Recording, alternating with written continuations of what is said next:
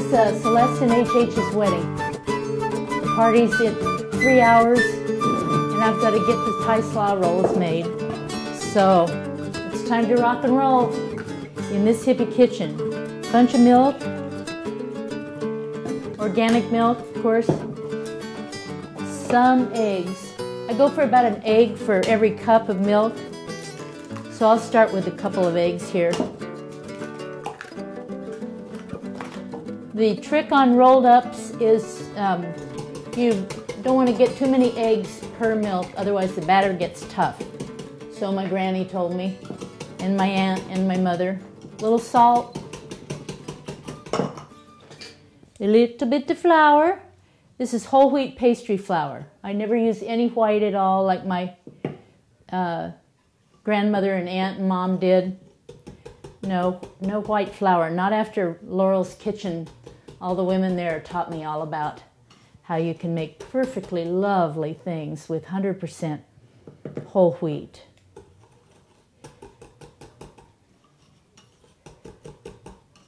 What I'm going for is a thin gravy. You know the routine, like a French crepe, except that I call them rolled ups. That's what we call them in Scandinavia. Thin pancakes, Swedish pancakes. Of course, I'm Norwegian, or half, so we call them rolled ups. We sure wouldn't give the Swedes the credit. What happens to the batter is it takes a little time for the flour to really absorb the liquid. So they usually tell you to let it rest for 10 minutes. Something I rarely do.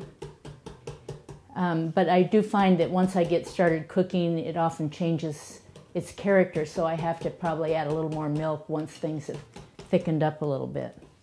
But I still got a lot of milk in here, so you just kind of keep working with it.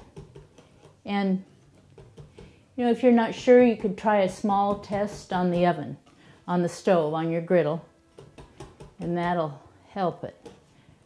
We're getting there. Close enough to mop up here a little bit and get the griddle going.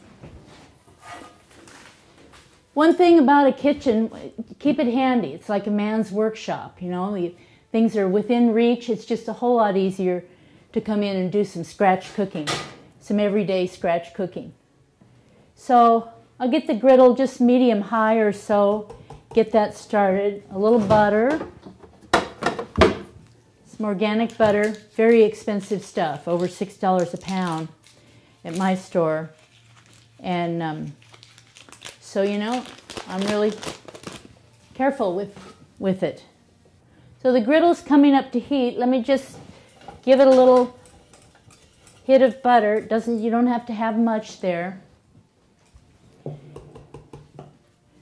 And we'll let it go a little bit more. And while that is going on, set the flour over here in case we need to use it again. And you know, one thing about cooking, this was my mother's flour canister. And every time I get it out, you know, I think of her. I hold on to the same thing that she held on to when she was on the planet. And it gives me great peace and connection. I don't know. I love to do it.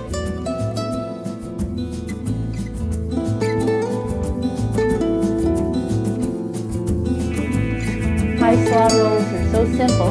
Cabbage, onion, carrot. Just a little bit of grating action and we'll be there. Oh, and some cilantro and then some dressing that'll just knock our socks off. And this cabbage is not very tight head, kind of disappointing, but that's the time of year. But you know, I'm just going to crunch it down here on my grater.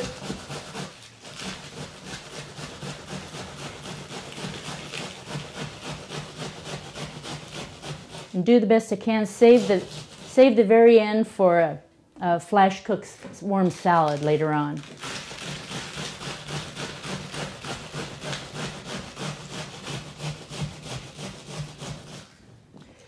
I purposely don't do the sous chef kind of thing, the mise en place thing where everything's all prepared. Because I think that one of the reasons we don't like to cook is because we don't want to make the mess. We think it's going to be a big mess. So I like to show how it works. And boy, if I can show you here on Thai Slaw, I can show you on anything. Because admittedly, grating cabbage is messy here on the board. But not too messy. It flies around a little bit, but a quick sweep with the broom, a quick swab of the deck, and it works.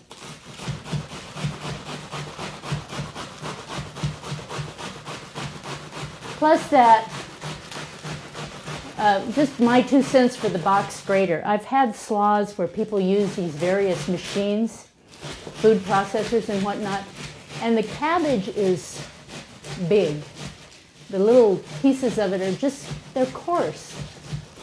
What I like about the box grater is that you get these translucent shreds. You know, they're just lovely. Okay, I think we're good, and I might even back off on the heat. Yep, I think it's working. One thing I do when I'm doing the roll-ups, the flour will settle. So you've got to stir it as you go. And I don't know, this might be a little thick, but we'll see. I've got to get a plate. So here we go.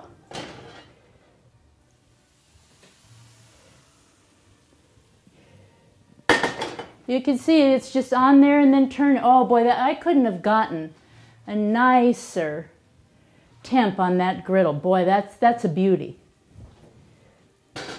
Doesn't take long, so don't let me forget.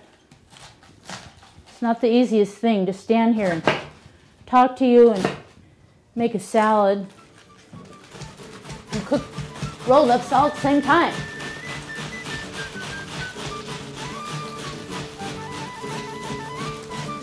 But when you're passionate about simple everyday cooking, you know, hey, that's what you do. And I am passionate about this. You know, I used to eat horrible food. I'm a young woman. I was raised by a mother that was a great scratch cook, but I got sucked into the whole junk food thing. And now that I've found my way back to beautiful everyday food, you know, I'm so thrilled.